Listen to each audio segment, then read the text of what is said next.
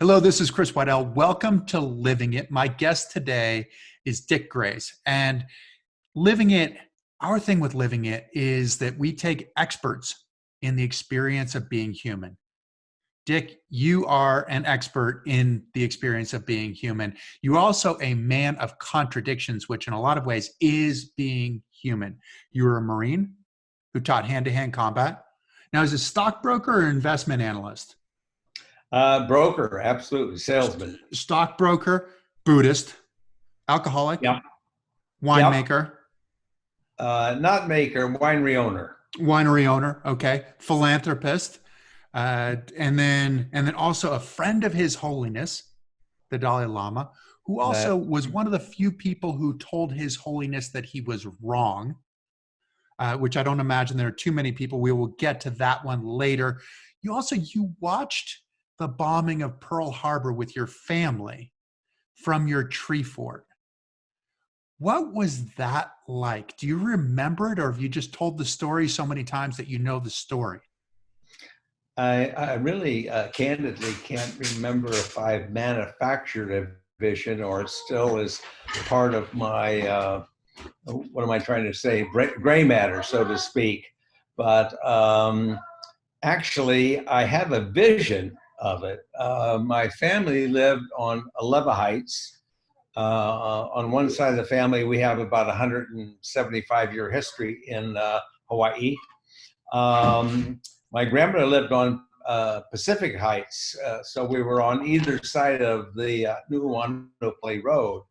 And we looked straight down on Pearl Harbor. My guess is 5 miles as the crow flies. My brother, 6 years older than I, and myself were up in the tree fort and noticed this big commotion. My brother ran down, got my parents. They climbed up. My dad hypothesized that for some reason the oil tanks were blowing up at the storage tanks at Pearl Harbor. And shortly after that hypothesis, he was proved wrong because a Japanese aircraft crashed about 50 meters from our front door. Really? Wow. So what was so you thought, okay, well, this is explainable. And then it was the Japanese attacking, because you didn't really think that you'd be attacked by the Japanese. What was the feeling amongst your family of what was happening, and were you in peril? How did you react to it?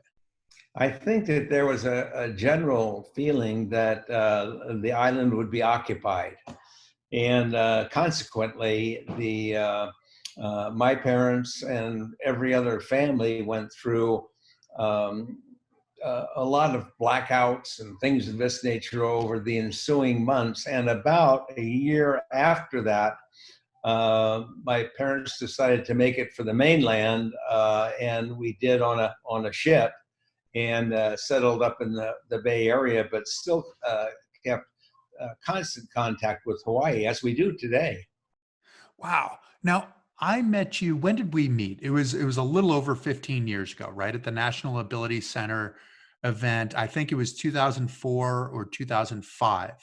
And I remember distinctly meeting you at the top of the mountain because you were in my group. We were skiing that day. I think you and Annie were the honorary chairs of the Red, White, and Snow wine event, right? I think the first year that they did it, and we went up there, and I don't know if you remember this, but this is my introduction to you, and I think it'll work for the audience, is that we were at the top of Bald Mountain. It was the beginning of March.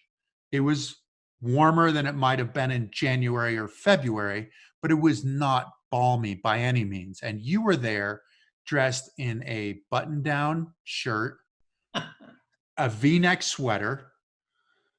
You had your glasses on. You didn't have a hat on. You didn't have any goggles, and you didn't have any gloves. And I said, Dick, aren't you cold? And you said to me, I don't get cold. Do you remember that? That's pretty accurate. That's an accurate portrayal of who you were. So I've known you since then, but I don't really know beforehand. I know that you were a Marine. How did you become a Marine? How did you get into the Marines? How did you get steered in that direction?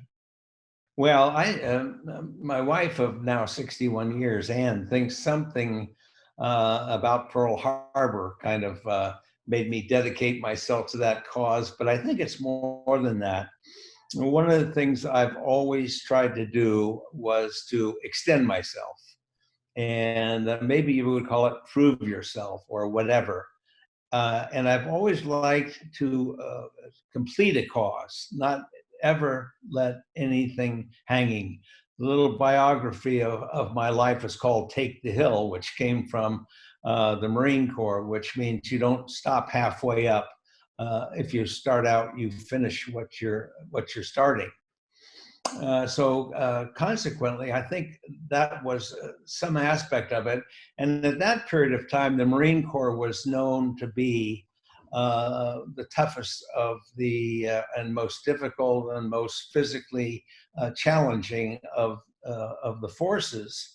And so I signed up during my college days and eventually became an infantry officer in the Marine Corps and served in that capacity for a little over 3.5 years. And It you was taught 5 years total, I think.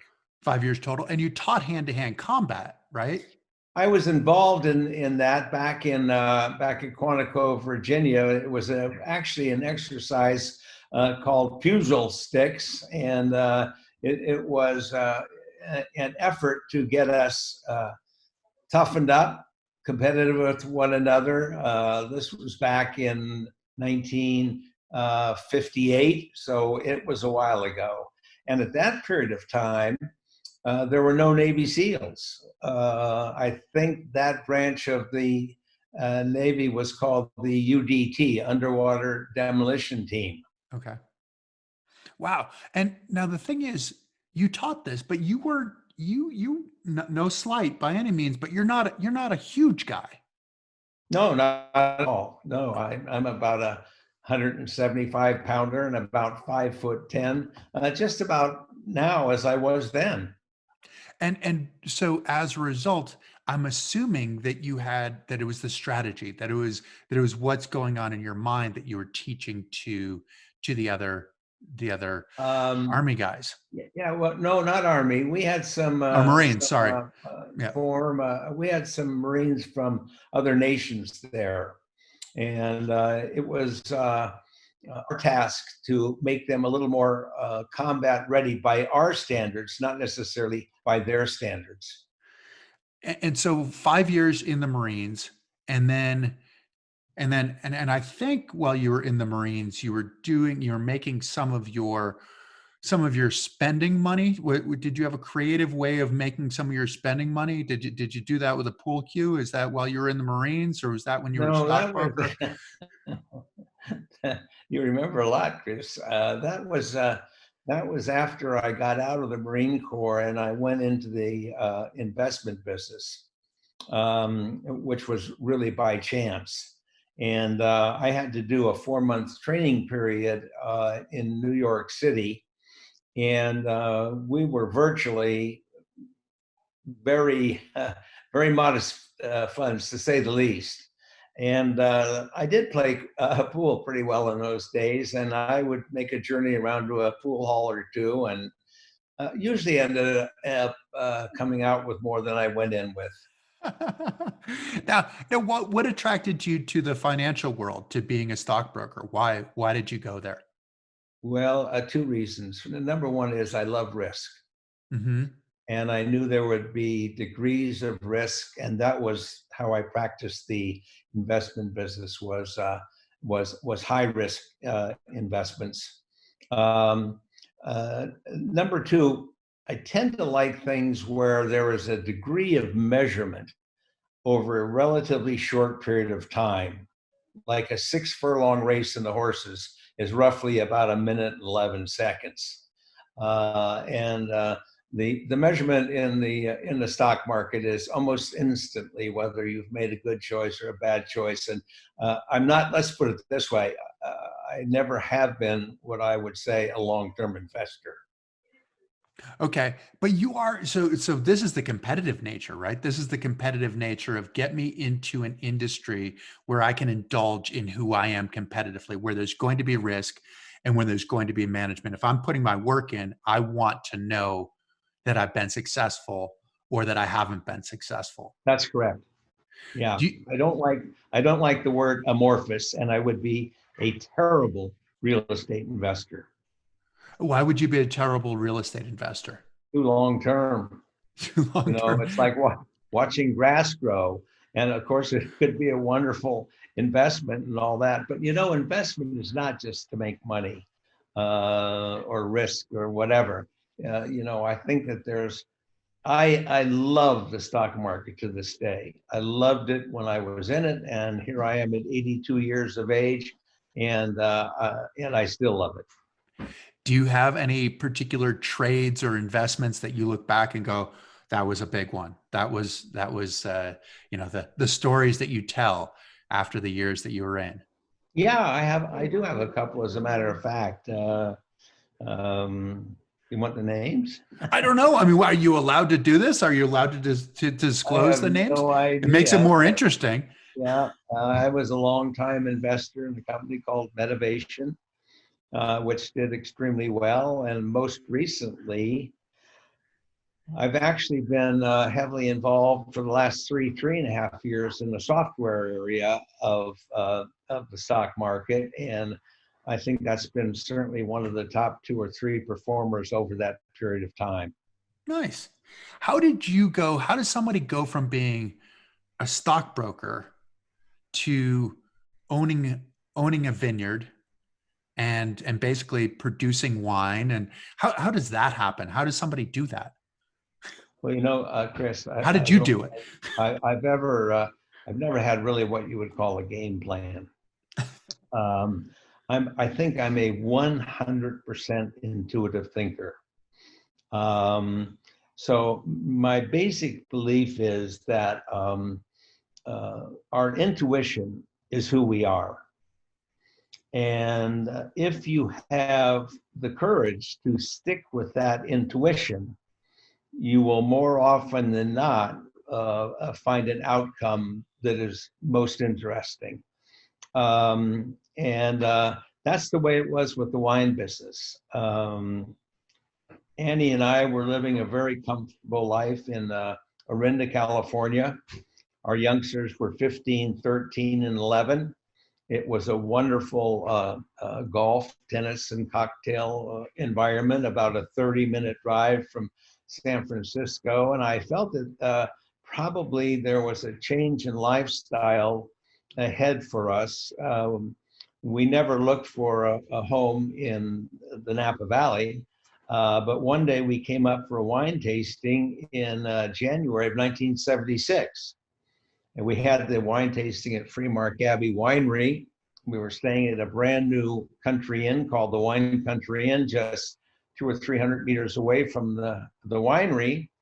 And on Sunday morning, the owner of the just completed inn came over and introduced himself, made innkeeper talk for 3 or 4 minutes, and then looked at his watch and said that he was going to have to excuse himself, that he was doing some real estate investment now that, or brokerage rather, now that the inn was complete. And he excused himself, walked 3 or 4 minutes away, and then came back and said, you might want to take a look at this property. It's only a half-mile away. It's basically quite run down. It's on 3.5 acres, has lots of potential, and it would be interesting to you. So Annie and I finished our cup of coffee, got in Ned's truck, and drove over here. And when I got 50 meters off of Highway 29 up the 100 meter long driveway, I knew that we would end up here. We took a look at the property for probably 15 minutes. I had a 1-minute conversation with Ann, got back in Ned's truck and started back to the Wine Country Inn, got halfway down to the drive to the highway and said, Ned, we're going to buy it. He stopped the truck so quickly that we almost went through the windshield. We went back that afternoon and made a bid on the home, 3.5 acres, including a home, and the remnants of some old almond trees, olive trees. And the bid was accepted on Monday morning, so we knew we paid too much, and we told our kids we're moving to the Napa Valley. And our oldest, 15 at the time, said, well, Dad, what's the Napa Valley all about? And I said, I really don't know. It's about agriculture, and it's going to be a great adventure. So we moved up in June of 1976, and the rest is kind of history. I got in, I had no intention of getting into any aspect of the wine industry.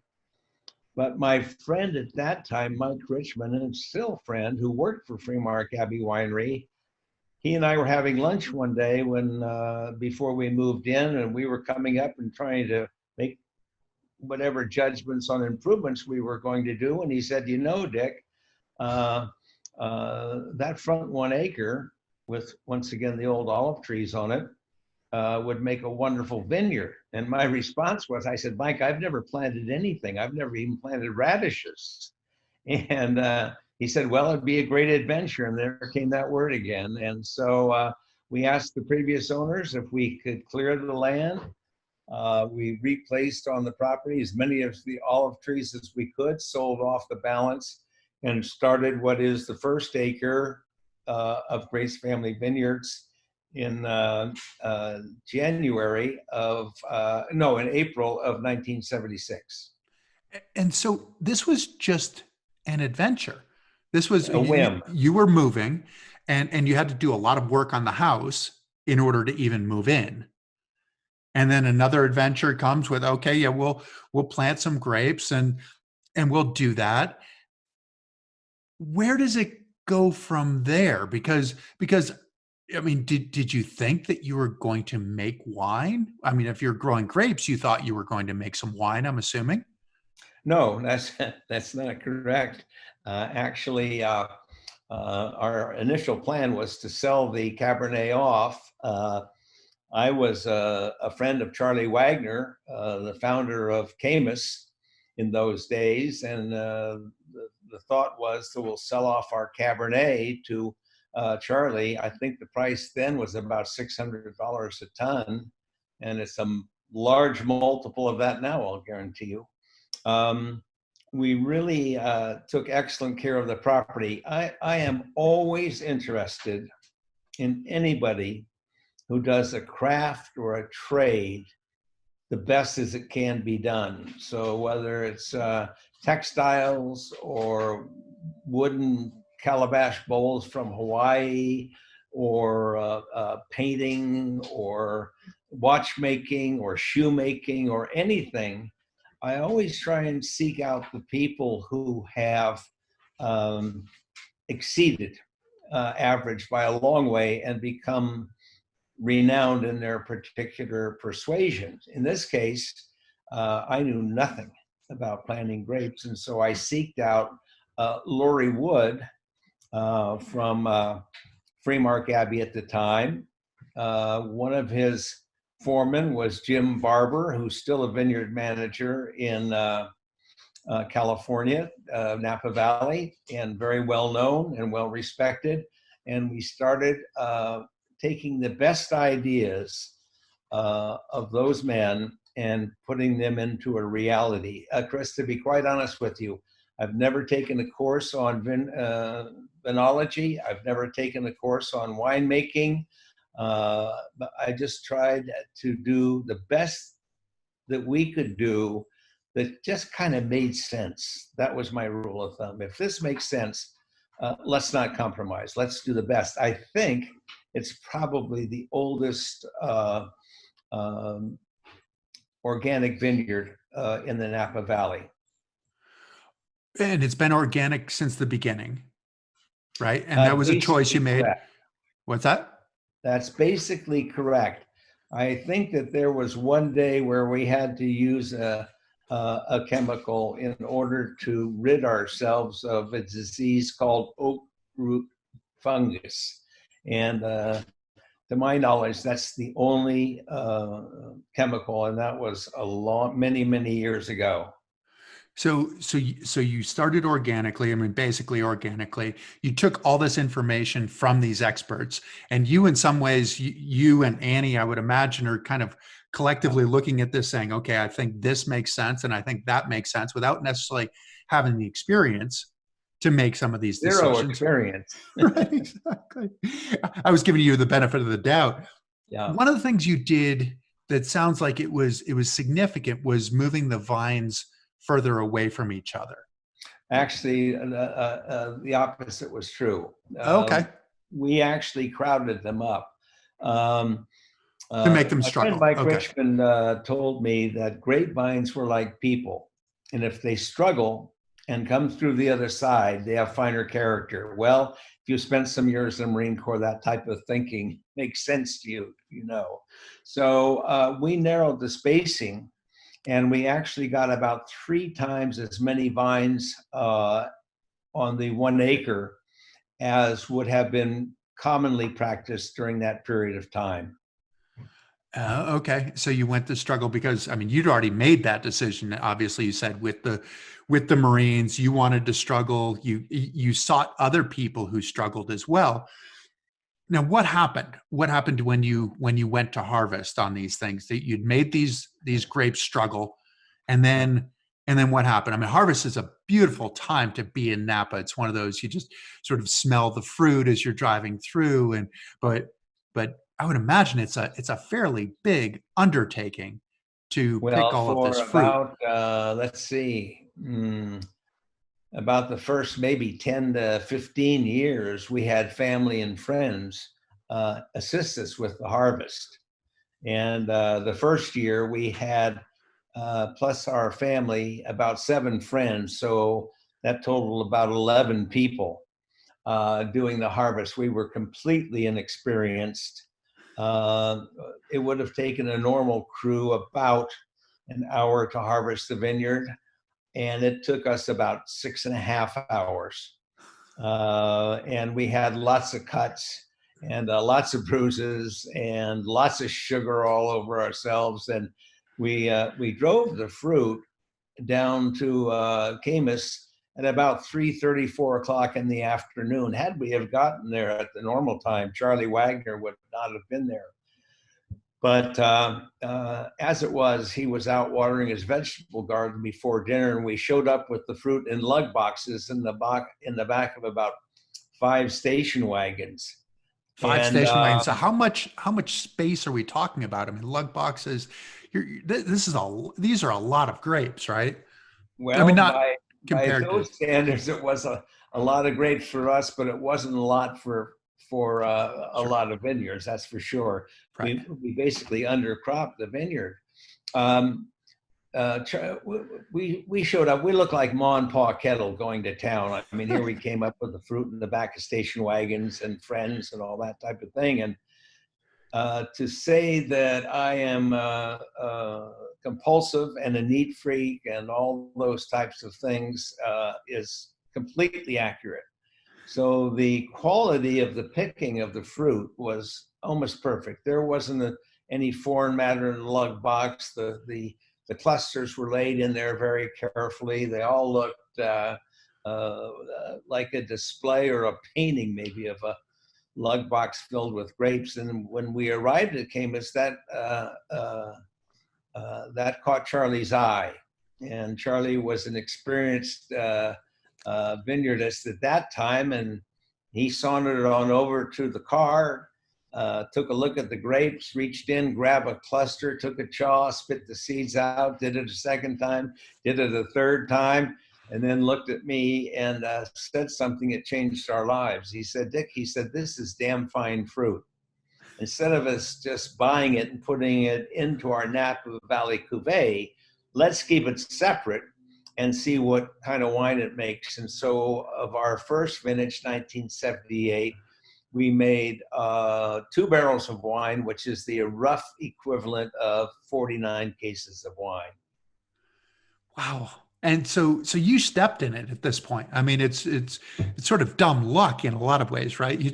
You ended up, you were late. He said this is good fruit. And then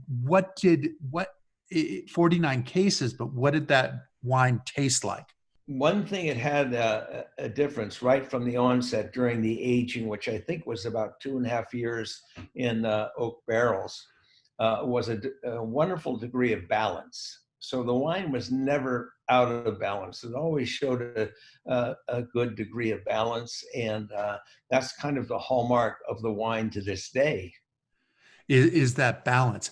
And what did this but you became one of the first, if not the first cult wine in Napa Valley, right? So it started what it was like $25 a bottle back in the 70s and is accelerated. Do you know what a bottle would sell for now? I think the price from the winery to whatever account we have is approximately $300. Um, Yeah, cult. That's an interesting thing. We are accused of being the first cult wine, which is kind of uh, unusual because when I was in college, my mother was terrified I was going to join the cult, and So so you created one. I created one instead of joined one. Well, the second cult I joined was the Marine Corps, so yeah, or first cult rather. Wow. So, but this became a stepping stone, right? And so, where were you with regard to the stockbroking, uh, and the making of the wine, and also where were you in sort of your personal transformation? Was there a personal transformation that was going on during this time as well? Well, to be sure, I've had more than my share of alcohol. As a matter of fact, the joke is, or my joke is, that I had enough by the time I was 50 that if I lived to be 100, I'd be where the average drinker would be. So I made a decision at the age of 50 to stop drinking. I felt that drinking was becoming too much an aspect of my life.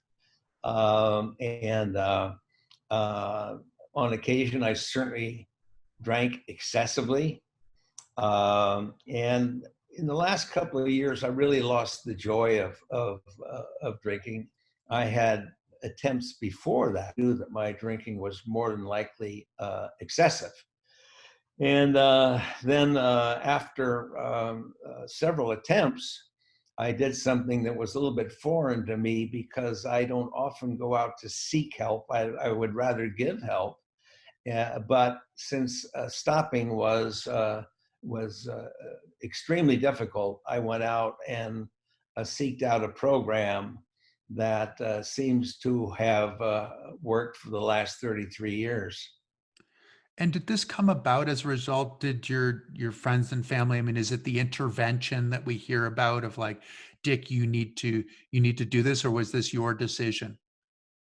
This was 100% my addition. I don't think that I ever got a recommendation to necessarily. A lot of people didn't think that I drank too much too often, but nevertheless, it was really my personal decision because I was continuing to do something that I knew probably wasn't really good for any aspect of my life.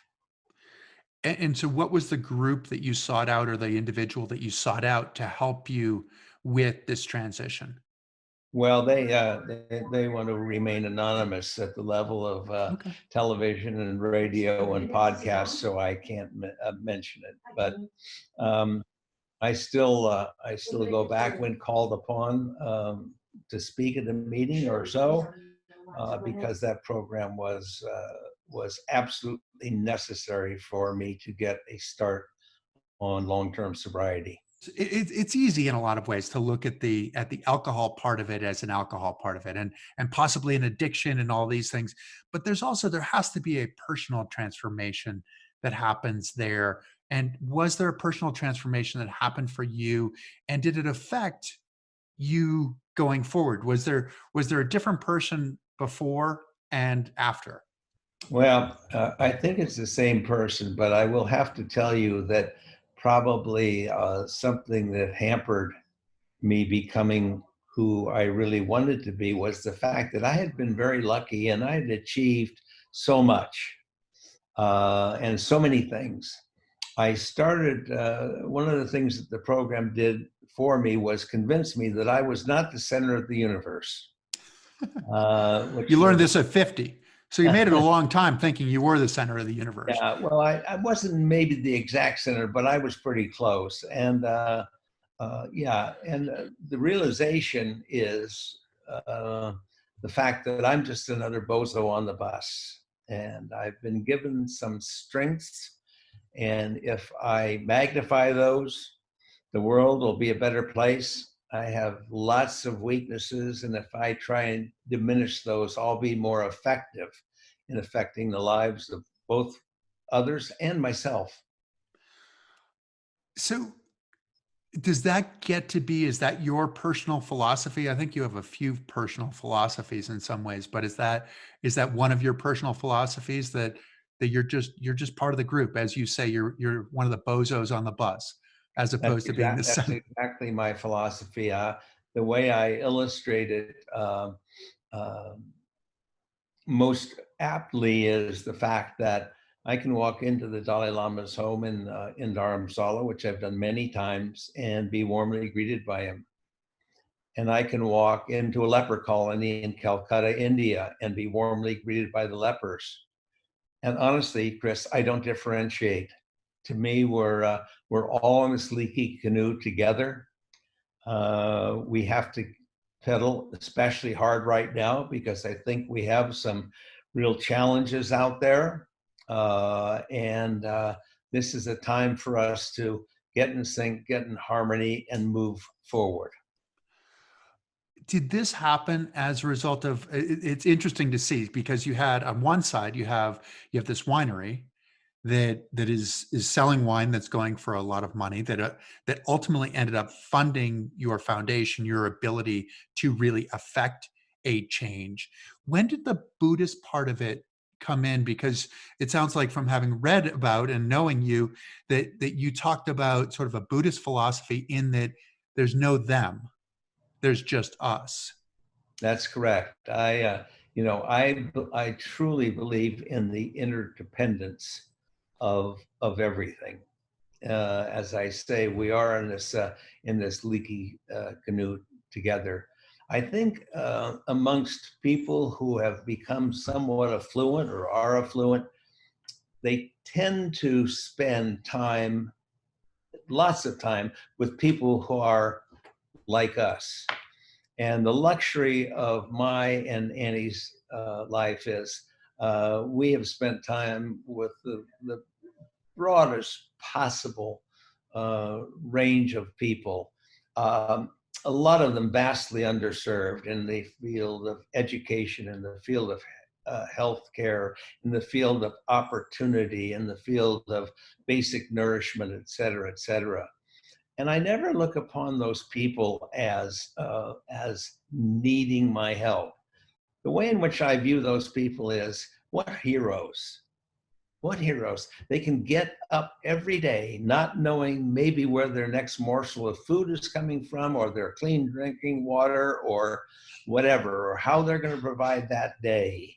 1 billion of our 7.5 billion people live on $1 a day, and another billion live on $2 a day.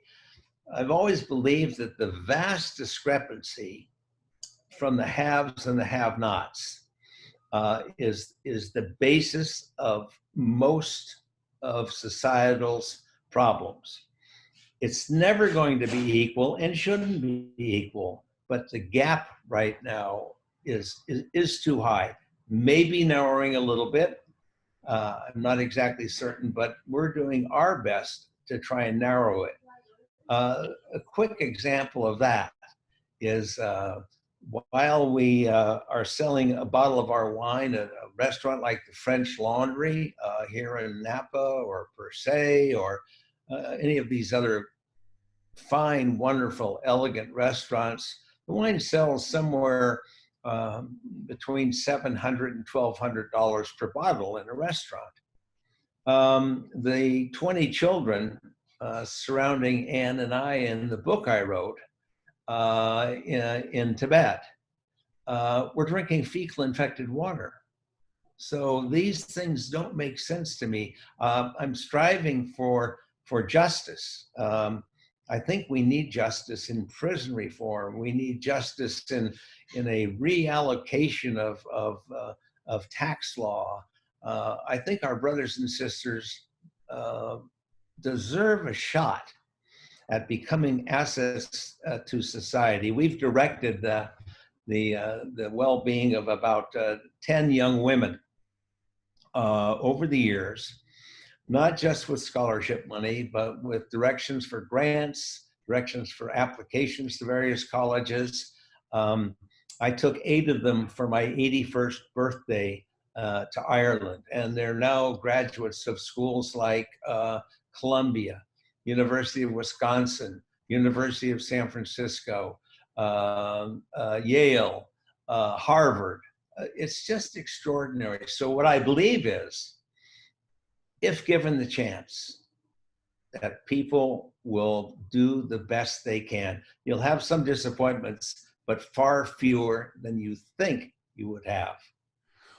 When did wine become a catalyst for healing the planet? What was that back in 76? Was it in 77? How did this mission start? We started our foundation, my best guesstimate right now is in 1990, shortly after I stopped drinking. And wine is a wonderful addition to life. It's one of the few things in societies right now that will cause you to sit down and to cogitate and to have conversation. Wine and a good meal and the dining room table and all these things. And I'm thinking quite often with all this technology advancement, I certainly realize the positive aspects of it, and we use it with our foundation, but I think we're becoming far too dependent on this technology. I don't think text messaging will ever replace speaking to an individual, the eye contact, the body language, the inflection. We're just not going to get those. So I'm very cognizant of the fact that we may be losing a degree of our humanity. Community is really big for you. And I know on Friday you had your men's meeting. And you've been doing this for what, 33 years? Is that what you said? That's it. It's about 33 years exactly. 33 years, and it's early in the morning that you all get together. It's every Friday that I'm home. We travel about 3 months a year, but it's every Friday that I'm home. It's called a men's meeting, which isn't exactly correct because we've had any number of females attend and add to the meeting. I do think there is a comfort in a same-sex meeting, be it male or female, because we're often in our own gender, more willing to share something that is more personal and more honestly. So the meeting has been, I wish I could describe it to you, but I can think of only 2 things. Number one is the honesty and trust that people have put in one another. And I'm just going to grab this little statue from my desk right now, because this is kind of the emblematic of the meeting. I hope you can see it. And it's a man standing, and if you'll notice, he's leaning against a support. And you know, I think that all of us need a degree of support at some time in our lives. And we need to be supporters as well. And is this meeting, is it more personal support? Is it business support? Is this similar to, like, Benjamin Franklin back in the day, where he'd bring all of the leaders of Philadelphia together and sort of shape the future? Or so is it personal, or is it business, or what is the crux of it, or is it everything? I think it's a sharing of our personal traits. Sometimes the subject will be, when was the last time you cried? Sometimes the subject will be, when was the last time you laughed? Sometimes the subject will be, what is on your bucket list? I like to see a bucket list as empty as possible because I like to see people try the things that are on their bucket list. I have two major ones right now. I want to take our son Kirk to New Zealand fly fishing. Kirk is now 60. I'm going to jump out of an airplane for the first time with I'm 82, my cousin's 84, and she's never jumped out of an airplane, nor have I. So you'll have a 166 years of human beings coming out of an airplane. But there's so much out there, to have a full bucket list. I think you ought to examine. People always have an intuitive sense, Chris. And I like to think of myself following that intuition. But things get in the way of it, and they're the poison of thinking. Suddenly, a wonderful thought becomes too far away, too expensive, too time-consuming, too risky, too inconvenient. And all of a sudden, we've had this desire and this urge within ourselves to accomplish something, and our mind deters us. So that's what I call stinking thinking.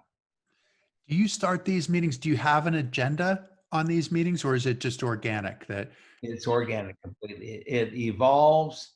Sometimes I bring up the subject matter. We don't like to get onto politics too much because we're all single-minded and we all don't want to beat a dead horse. And to be very candid, maybe you'll edit this out, but we're not supporters of the current administration.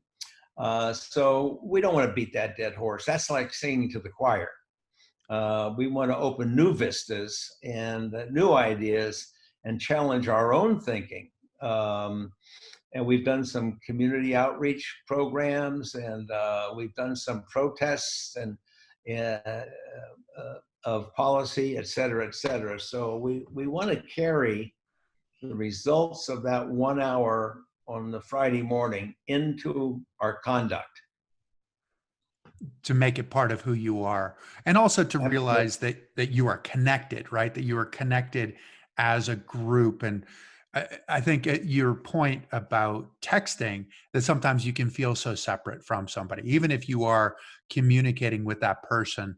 This is you're there in the flesh, and you're connected with these people, and you've been connected with them for 33 years, which, I mean, just to, you have the sort of the agrarian model right there with you. You are part of the soil in some ways.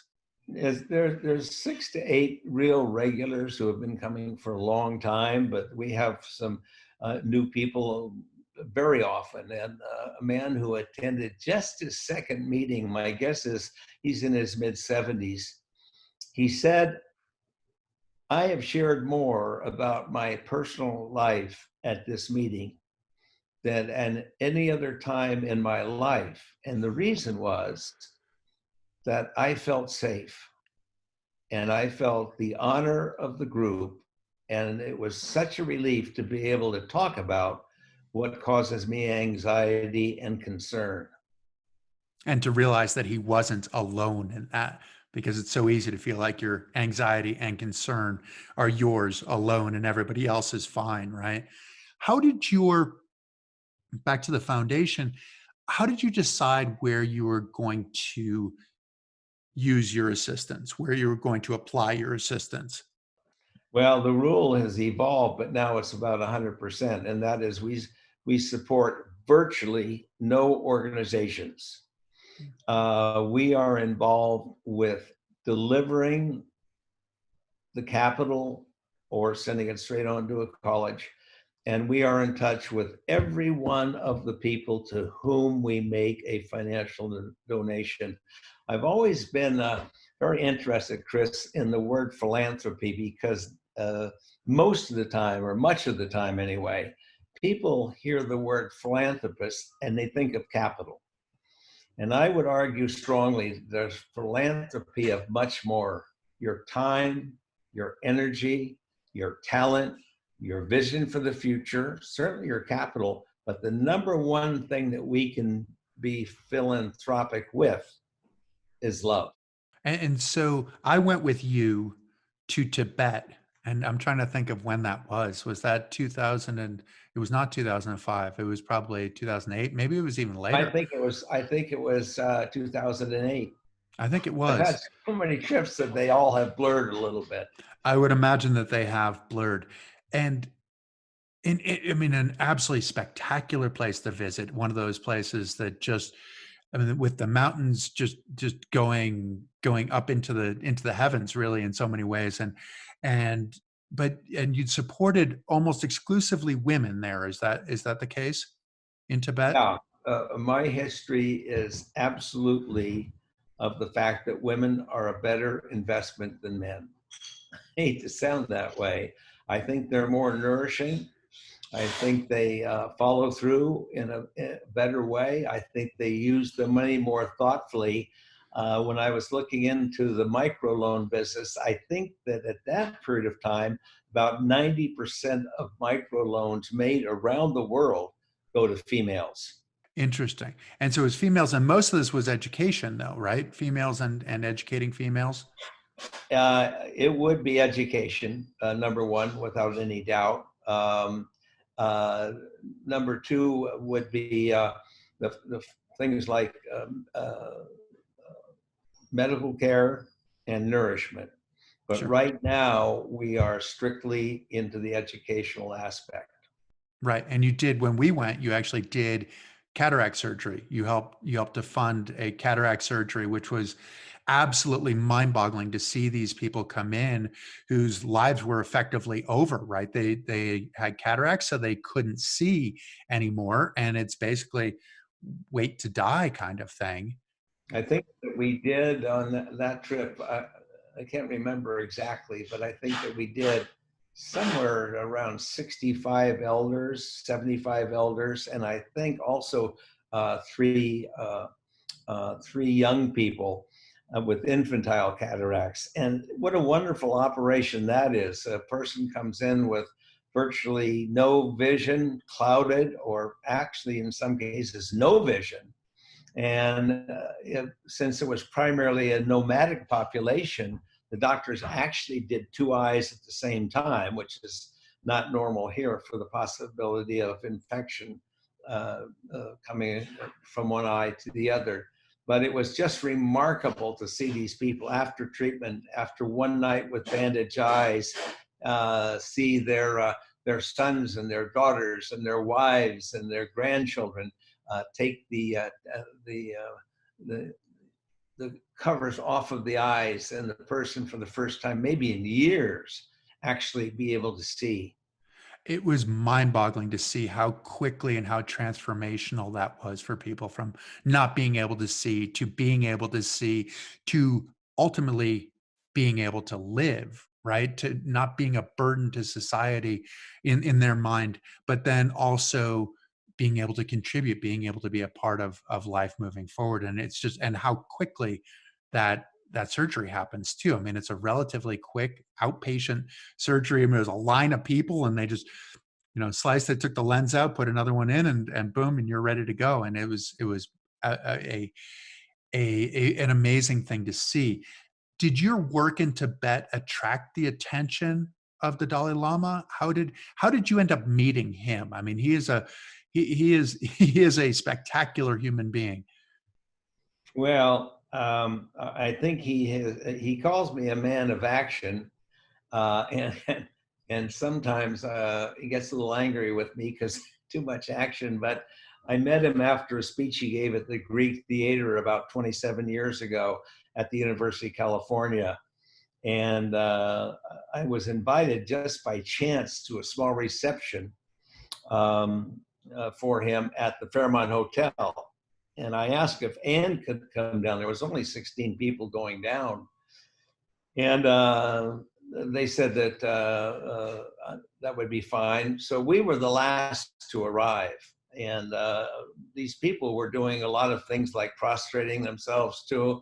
him and putting a cot around and making the Buddhist signs and all that. And I would have been a little hypocritical to do that because I didn't know what it was all about. So I was the last to meet him, and I just gave him a firm grip, and he gave me a firm grip, and I kind of went to withdraw, and he seemed to want to continue to hold on to my hand and pull me towards him and things of this nature. So that was the first contact. It was physical, but beyond that, probably about 3 or 4 months later, I made my way to Dharamsala, and I've been completely frank with him on a number of things, like the need for better gender equality within Buddhism.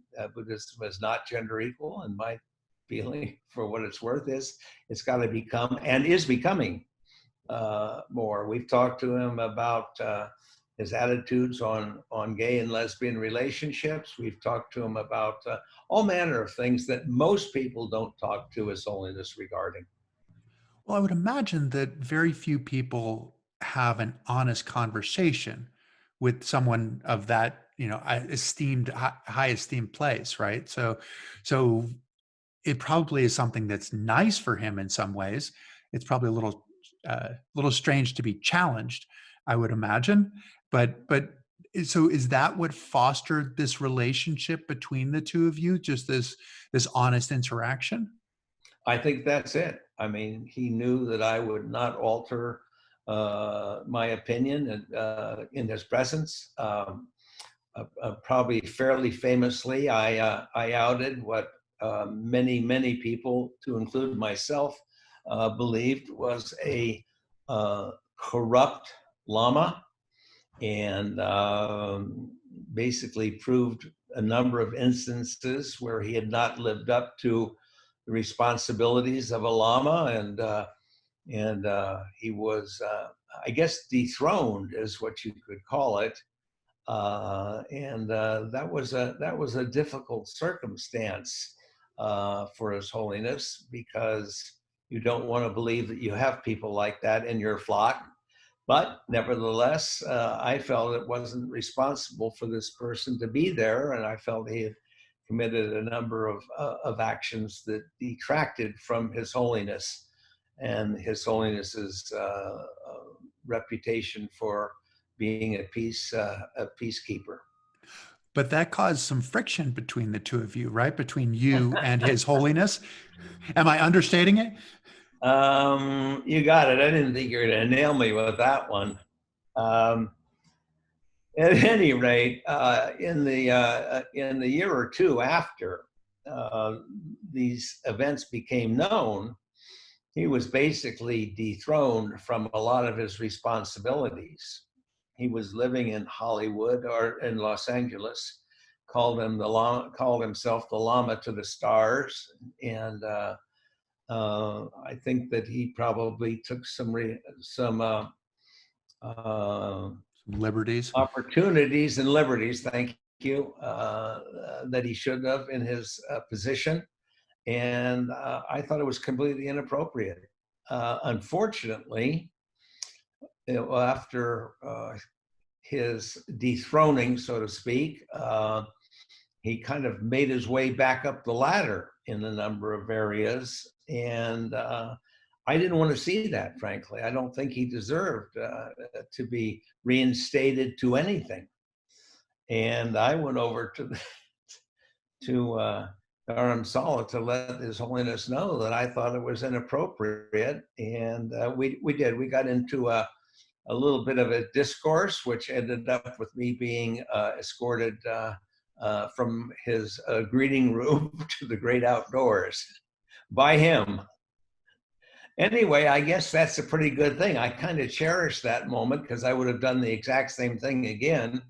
And it's also like my canceled visa from the Chinese government when I was kicked out of China because of my friendship with the Dalai Lama. That was the year of the earthquake in Nepal, the tragic earthquake. So I quickly hopped on a plane from Chengdu, China to Seoul, Korea, and then down to Kathmandu, and was able to assist with a dear friend of mine by the name of Sanjay, and a Tibetan fellow, and do some uh, help towards the devastating earthquake that hit Kathmandu some years ago. So how did the Unsung Hero of Compassion Awards come about? I know I have received one, uh, Yeah, which you was sure have. As a spectacular. matter of fact, your picture, as you know, is over on my desk. You with two of our grandsons. I know I probably shouldn't do this, but I tend to do a lot of things I probably shouldn't do. But I don't know if you recognize yourself there. So there you are with two of our grandsons. Uh, the uh, the older one there is now 28 years old, Chris, and you look a little older than you did then too. I don't know, Dick. I think we need to get your eyes checked. I don't think I look any older. That's true too. But what? So why did you? What is the Unsung Hero of Compassion Award, and why did you decide to do it? And Yeah, there are hundreds of thousands of people laboring mightily to help our underserved sisters and brothers in many, many, many areas. And I believe too much accolades and too much credit is being given to the chief executive officer or the chairman of this NGO or whatever it is. And so I wanted to get some of the people who do the grunt work. They're not the quarterback or the tight end. They're the tackle and the guard and the center of the team. And so we've had four of those events. I had hopes of doing a fifth, but I think those hopes have been dashed because of the virus, and a bit, of course, because His Holiness is now 86 years of age and probably be traveling a lot less.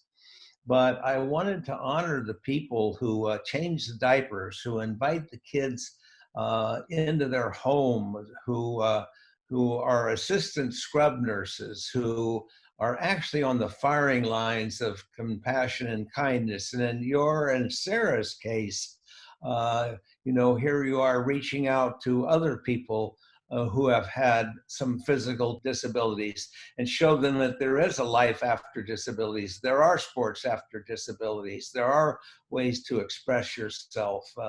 And so it was called Unsung Heroes of Compassion.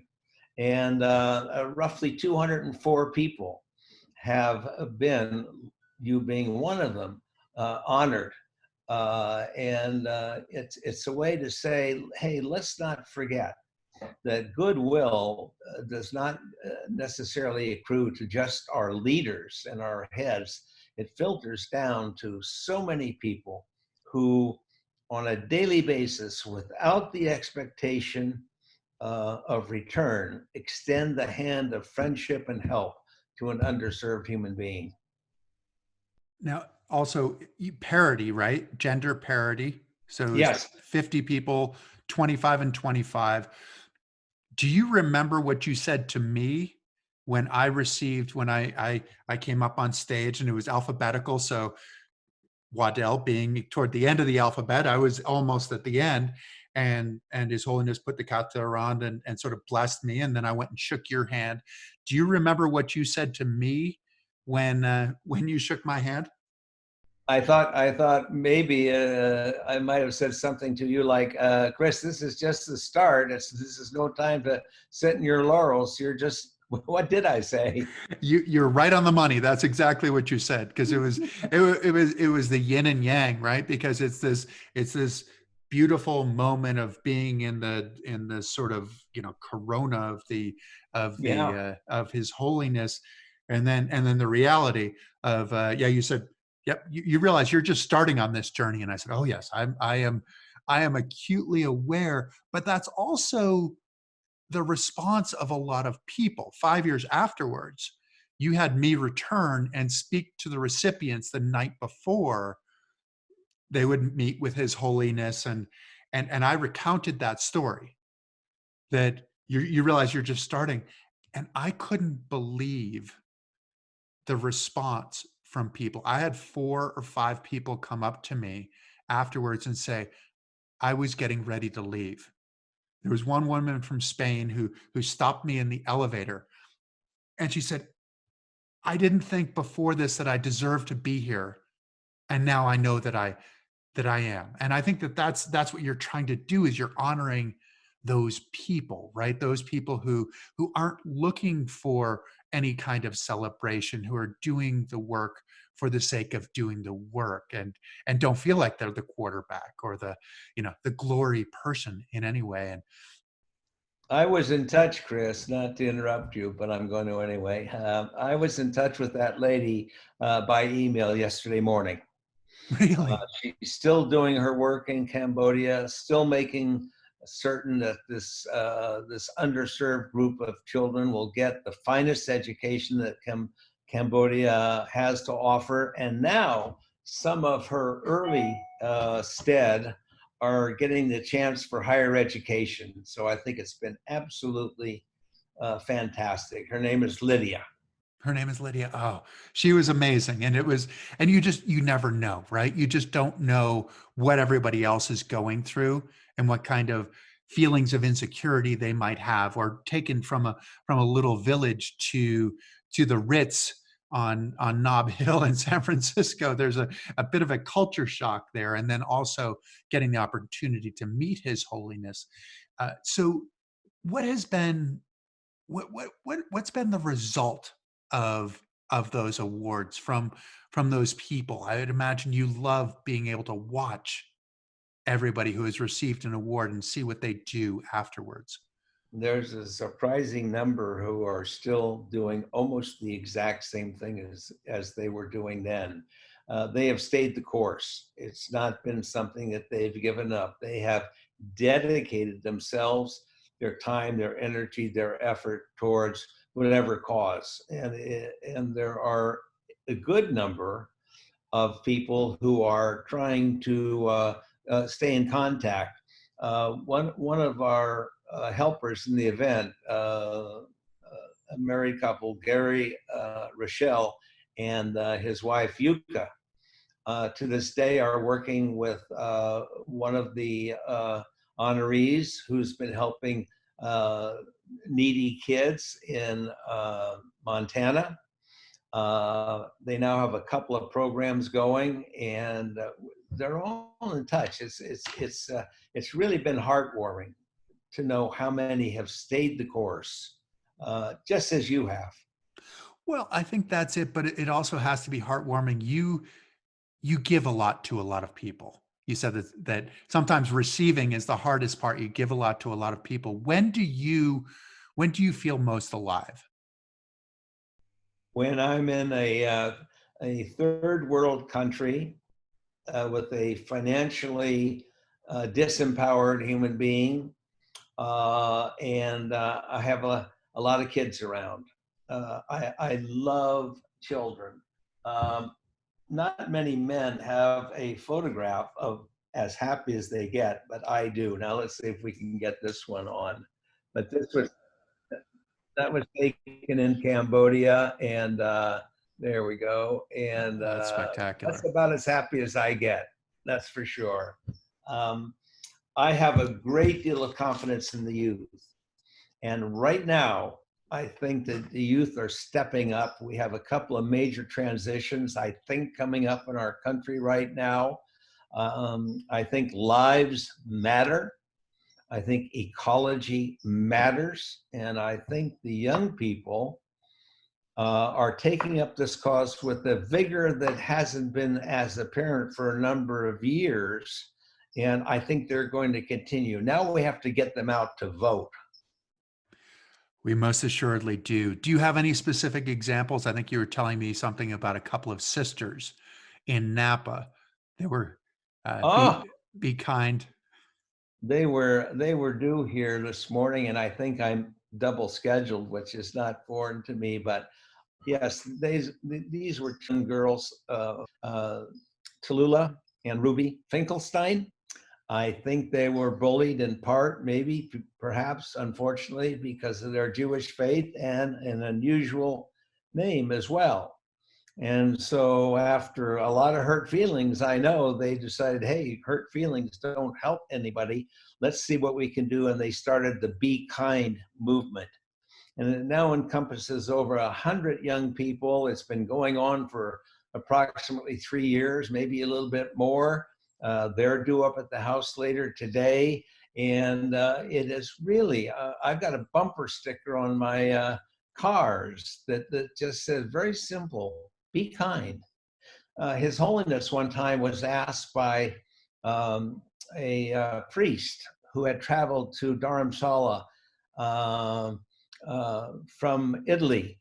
And he spoke and said something to the effect of that prior to coming, he had studied a little bit about Buddhism, but he would like to hear a description of Buddhism by the Dalai Lama. And the Dalai Lama looked at him and very simply said, my religion is kindness. What more do you have to say? The simplicity. It's really easy Absolutely. for most of us to make things more complicated, Oh, but the achieving Library of Congress simplicity. must have a million books on spirituality, and theology and all that stuff. Well, I haven't read any of them, but I am kind of upon a time or two. And they have actually, Tallulah and Ruby have 15,000 of their Be Kind buttons that are spread throughout the world now. So they're spreading the message of being kind, which brings me to language. I assume that you speak Tibetan and Cambodian and all of these things, all of these places that you go. What's your language? I speak English relatively poorly. I know about 50 words of Hawaiian. And in Tibet, I know hello, goodbye, and toilet. Important ones. How do you That's it. connect with these kids then? How are you able to connect with the kids? That's a good point, Chris. I think about 20% of human connection is verbal. And I think that people are great at consciously and subconsciously reading others. And I'll tell you another thing that does cause me to connect a little bit. One of the universal truths is magic, as you know, and so I've probably showed this magic trick to thousands of kids. And if you're not a kid, it makes a kid of you. Do you have to expand your repertoire of magic as you go on? Or a little more, but nothing as handy as that. Yes, and is that My wife has seen this exactly 732,000 times. yes, she has. Well, you said you've been together now for 61 years, you and Annie? 61 years married and 66 years together. 66 years together. Wow. Wow. Yeah. Well, so how She have asked you me been? out first, I might add. She asked you out first, Yeah. really? We were both 17. She's 34 days older than I am. Well, it makes sense. She's older than you are. Yeah. She'd ask you out because she's older than you are. But Yeah. wow, what has that journey been like over 66 years? I mean, obviously she's getting Um, into heaven. We know that part. People always ask us, what's the secret? And it's hard to eloquate, but Lord knows we've had our ups and downs and our spats. But I think the advice I would give to any couple at any time in their relationship is help each other. To help each other. That's a good one. Like being kind is it's a good simple message. What's next? You said 82 years old. What's next? What keeps you busy? What keeps you physically busy as well? I remember hearing something about mountain biking. Are you still mountain biking? Mountain biking every weekend with Annie. We took our son, our 60-year-old son, who's an excellent mountain biker, on our ride. And the next morning, he came over to our house and said, Mom and Dad, you really shouldn't be doing that ride at your age. Which means that we are now doing the ride a little more regularly, but it's up and down and cross roots and rocks and all that, and it causes occasional utterance of fear. And but nevertheless, I don't. accept a lot of help either. Um, for example, going on an airplane, if I've got a carry-on and it's pretty heavy, and some guy sees that I'm probably an elder, comes over to help, I say, thanks very much, but I'll manage it. I don't want to get in the habit of receiving help. I want to stay as independent as I can. I just recently did a climb called Via Ferrata at Lake Tahoe, which our oldest grandson, Sam, is kind of in charge of the whole climb there. And the record was 75 insofar as the oldest person to climb it. And the record's now 81. And I might go back this summer at 82, but I've always got these goals to try and exceed what other people or sometimes even myself might say that I can't achieve. Is that what keeps you young? Is that what keeps you vital? Yeah, I think I got a good DNA too. Uh, I think that was a gift. I think my folks both lived till approximately 90, as did Ann. So our kids have the longevity gene in their hopper. I think age is here, Chris. I really do. You know, there are super important things. Diet, I'm not too careful about that. Exercise, I do get exercise, but I'm not a gym person. Uh, and all of these other things are certainly important, but I don't think there's anything, I think everything is trumped by a positive mental attitude. Yeah, I think age is only a number. And I think that you can continue to do, and I hope I can continue to do things for a long time. I don't even think about the age. Actually, I always think of myself as 37. The problem was that I thought of myself as 37 when I was 12, which caused my mother a great deal of distress. But 37 is a good number for me. Well, you pick a number and you just stay at it. Yeah, this is the one that I want to keep. Now, you did mention the positive mental outlook, and I Mhm. know that for you've struggled on both sides, right? You've struggled with the depression, and how do you maintain a positive mental outlook? Because it's easier said than done, right? Mhm.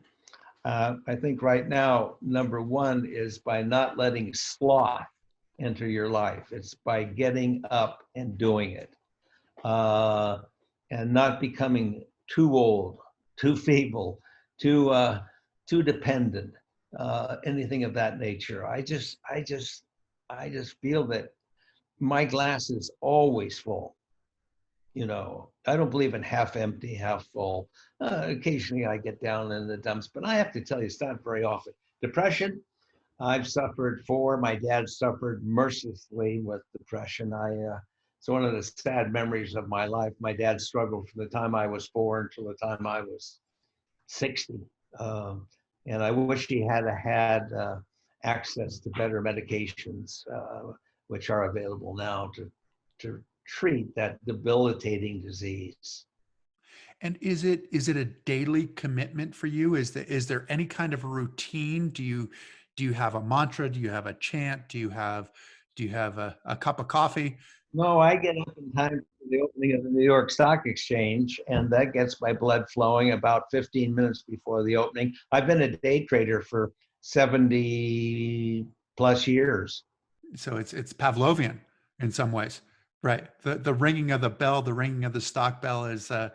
It's like the opening of the starting gate at a racetrack, which is one of the most interesting places you could be. There's so much energy there. I love the races. You know, uh, I don't see many of my co-vineyard owners very often. I kind of find that a little bit boring talking about food and wine all the time, you know. I'm very comfortable at the racetrack, and I'm very comfortable with people who are struggling. I just had a great sit down conversation with a couple of homeless guys last week, and I was walking down San Francisco, and there was a person really struggling with mental illness, and I talked to him for a few minutes, and then I caught up with my best friend Fred Gilbert, and he said, he said, why did you talk to that guy? I said, just because you're insane doesn't mean you're not human. Mm, Yeah. yeah. He's in our leaky canoe. That is most certainly, and many of us might hide it better than others as well. You know, the Yeah, insanity, you know, or yeah, the, absolutely. yeah. Didn't know what insanity was, and when they talked about it in groups. Well, it's pretty damn insane to get behind the wheel of a car when you're inebriated. I don't mean just over the legal limit. I mean inebriated, and I did that. I'm not proud of it, but I did it. Right. Exactly. That's insanity. And you live to survive and hopefully help other people as they move forward. Yeah. And I'm living proof, Chris, that a blind pig can find an acorn. exactly. Well, Dick, this has been absolutely wonderful. It's always a treat to be able to catch up with you and to learn from your wisdom and Annie's wisdom as well, which I'd imagine she's taught you quite a bit along the way. A So lot. please thank her for sharing her wisdom with you and giving you an opportunity to share it with us. But keep up the great work. And I look forward to seeing you in person when we can There get you go. back to seeing each other in person. So thank you very much, Dick. Have a wonderful day.